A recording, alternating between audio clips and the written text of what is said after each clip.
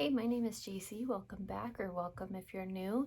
Today we are talking about body image, chronic illness, getting back into working out after you've had chronic illness, all of the things. Lately I've been enjoying these processing in real time videos. So I'll give you a little bit of context and then I'll kind of talk about the body image concepts and then kind of what my plan is moving forward in terms of fitness. But this is really like processing in real time. So it's going to be raw and it's going to be not polished. However, I think that it's going to be helpful in the sense of people who have had chronic illness or have had body image issues it might help them not feel so alone in their kind of mixed feelings about their bodies. That's my hope with this. We will see. So to give a little bit of context, backing way up to when I was a kid, I was never into sports. I was always very playful. I would climb trees and run around, but organized sports or PE class, absolutely not. I used to fake knee injuries to get out of PE. It was a thing. My parents believed me so hard, they ended up taking me to physical therapy for it. It was bad. And then as a teenager, I developed eating disorders. I had a lot of body image and self-worth issues, and I was vegetarian at the time. Coincidence? I think not. But I was really struggling mentally, and I exacted control upon my life in the only way that I felt I could, which was through restrictive and binging and purging eating behaviors. As a young adult, I overcame that, and I kind of did a little bit of everything in terms of diet. I did If It Fits Your Macros, I did paleo, I did low fat, I went plant-based again for a little while. But throughout all of that, I actually became really obsessed with bikini competitors on YouTube.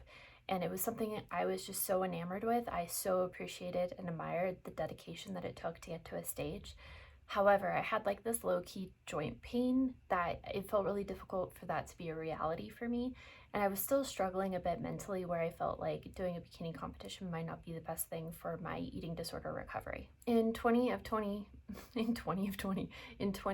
I tried the carnivore diet, and that was a game changer for me. I finally felt like my health was in a place both physically and mentally where I could pursue a fitness competition. And so I did. I did a bikini competition in the summer of 2021.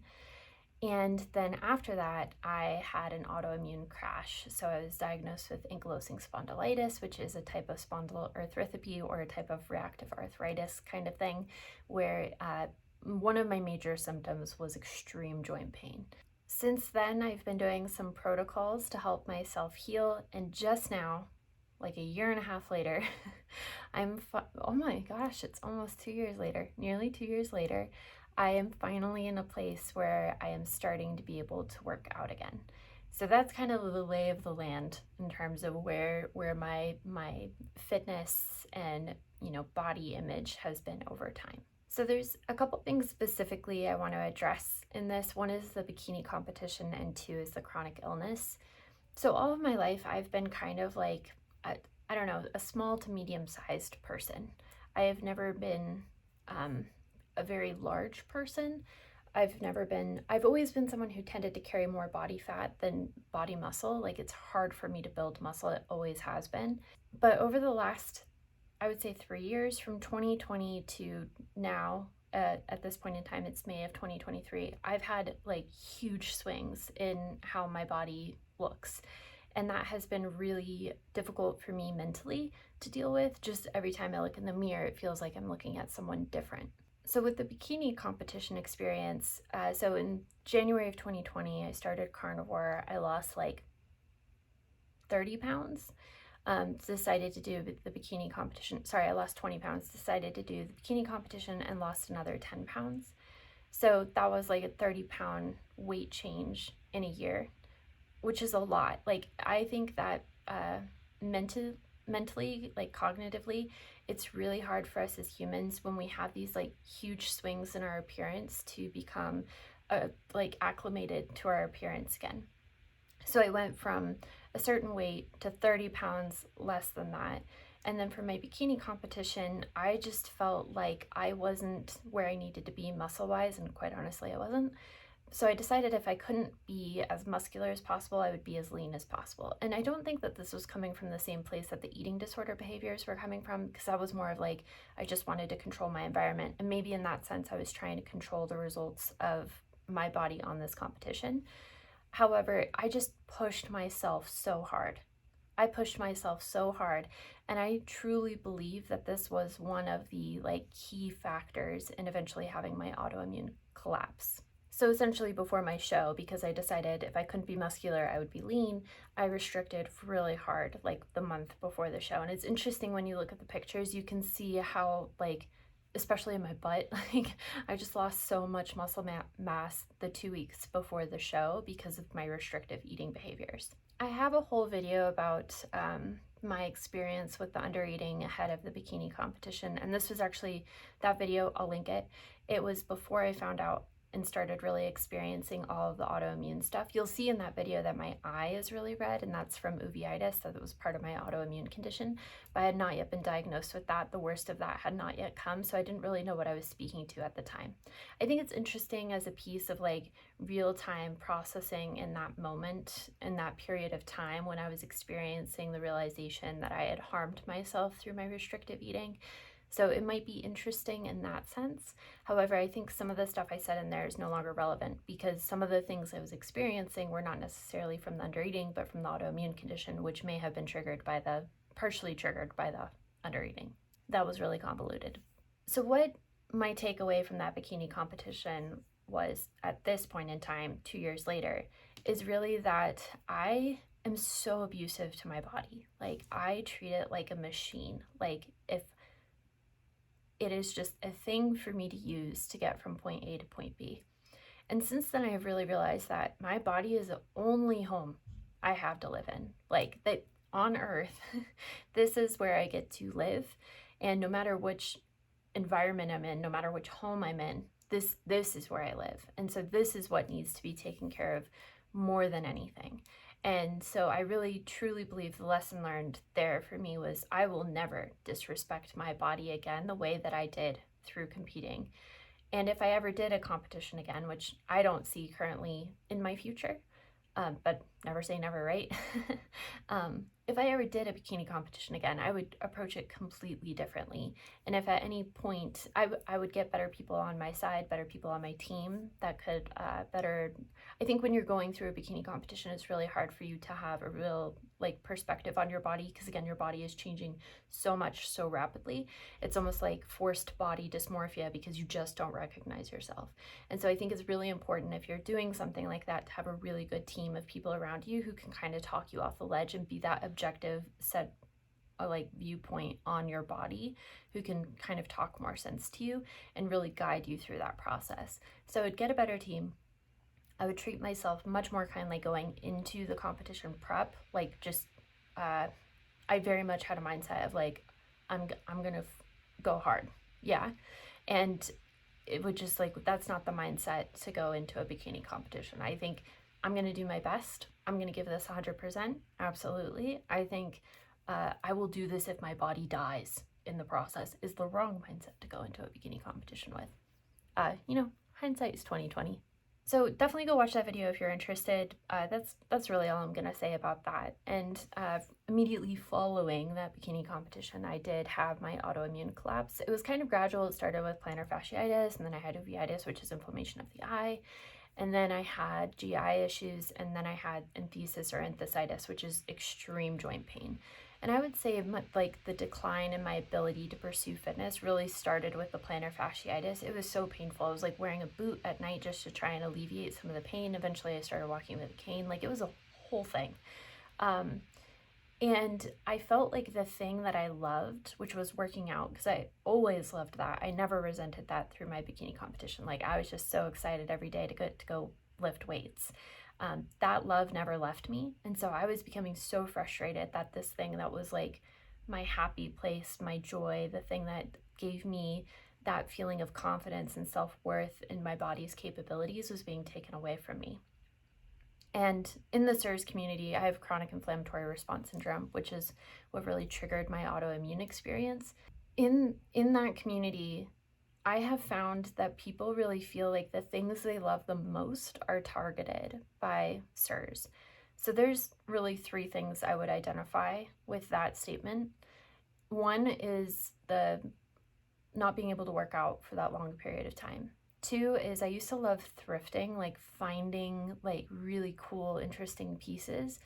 And now because CIRS is caused by biotoxins, and one of those being mold, and just not knowing what kind of environments those clothes are coming from, that feels harder for me. Like, I don't think that's impossible, and I don't want to say anything is impossible for people who are chronically ill. It's not. It's just a matter of like figuring out what you need to accommodate that. So I have found that I can go to typically consignment stores better than like thrift stores, but I still feel like this area of my life that I really loved has kind of just moved to a different area of priority in my life.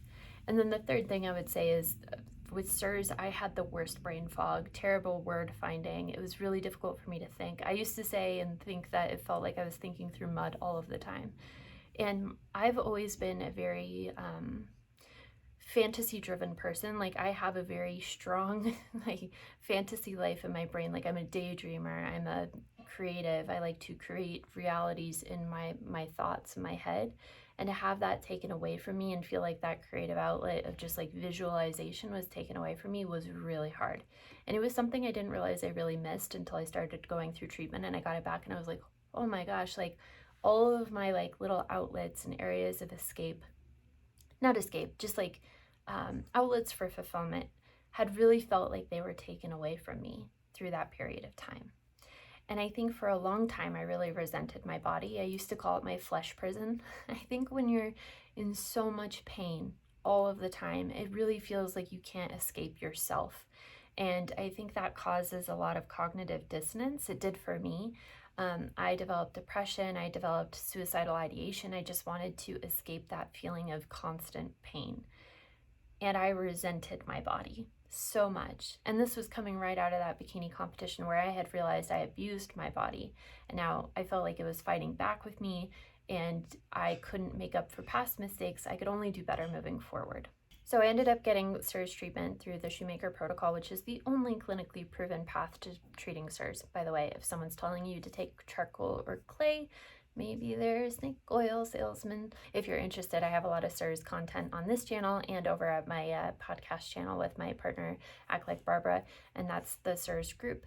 But yeah, side tangent. If you're interested in more CIRS information, go check out those resources. However, at this point in my chronic illness journey, I am just so enamored with my body. I am so grateful to it. I am appreciative. It's like, oh my gosh, how did my body heal so much in such a short period of time? To put that statement into context, at the end of December of 2021, I was walking with a cane. Like, I could not walk without a cane. I was becoming increasingly immobile. I felt like at one point I was very close to needing a wheelchair. Like, that's how painful it was to walk every day. It is now May of 2023, and I can run. I can jump, which I never thought I would do again on my knee, as painful as it was. But it's wild to me how much my body has healed, how I went from feeling like I was an F- at health to now feeling like I'm an AA+ at health in the shortest time span. When you think about it, over the span of someone's life, there are people who've been dealing with CIRS or chronic illness for decades, and I was lucky enough to only really deal with the symptoms for a year and a half. And I feel extremely blessed and just like so impressed at what my body has been able to do in such a short period of time. I truly believe that our bodies want to heal. It's just a matter of giving them the tools they need to do that. For me, it was the CIRS protocol. And then kind of getting out of our own way and not doing those self-destructive behaviors that harm us more than help us.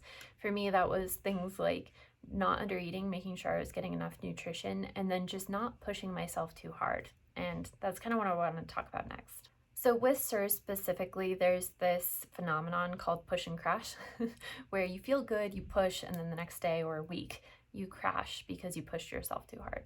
So with that, I have found that it has been really important for me to kind of pace myself with the protocol, meaning that I wasn't able to immediately go from not working out to doing the workouts I used to do, doing weightlifting even.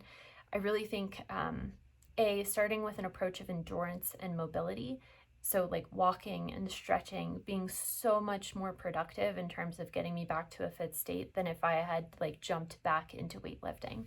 My body needed to ease into that. It needed to build the endurance, build the strength, build the mobility so that I would be able to do those things. So there's actually a book called Mold Illness, Surviving to Thriving. It's kind of fear-mongering. Like if you read it, you're like, oh my gosh, are we ever going to be okay to exist in the real world ever again? You are, calm down. It's a hard book to read, especially if you are sick and you have identified as being someone who has CIRS. However, it has really great tips, like in the appendices, about like dealing with environments and cleaning routines and looking for a space that is mold-free. Good resources, bad tone, bad approach.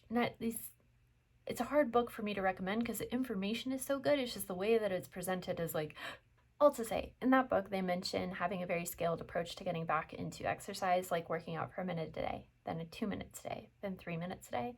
And as frustrating as that approach was, it really worked for me. Anytime I tried to like just do like a 15-minute workout, which would have been nothing to me before when I was doing my bikini competition, I was doing like 45 to an hour long workouts. It was frustrating to me. However, if I pursued those bigger workouts, I would crash, and having the scaled approach, I didn't crash. So I really recommend looking into like gentler forms of movement and kind of scaling that up over time. And that's really what worked for me.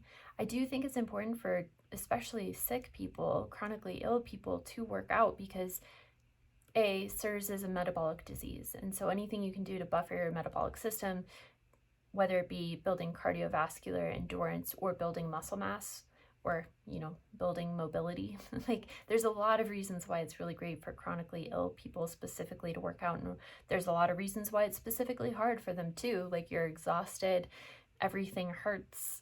You may have mobility issues like I did from the arthritic conditions. It's just, there's a lot of reasons why it's hard. And there's a lot of reasons why you should do it.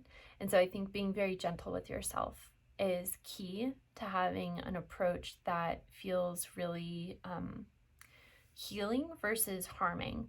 Kind of going back to my experience with that bikini competition, like I was pushing my body till it broke.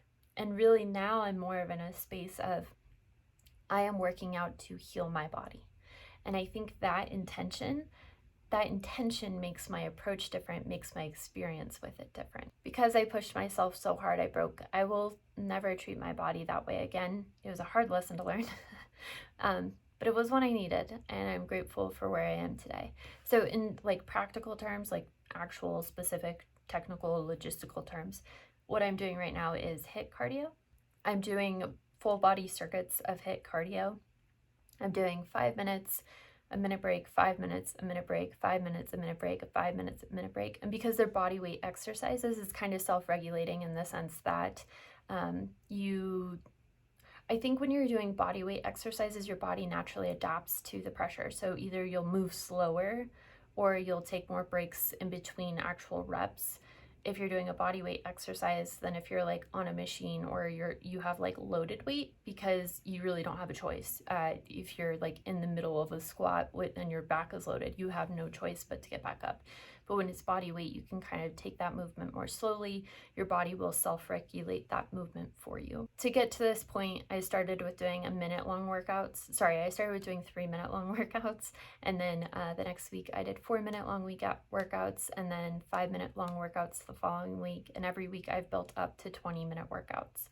So I feel like I'm in a really good place now with my fitness and feeling like, oh man, the feeling of like working out in the morning has been a game changer for me. I switched to doing workouts from in the afternoon to doing them in the morning, and it just makes my whole day a different experience. I love it so much. I know not everyone's a morning workout person, but I so am. And my body still is kind of in flux a lot, especially with this chronic illness that is so metabolically driven.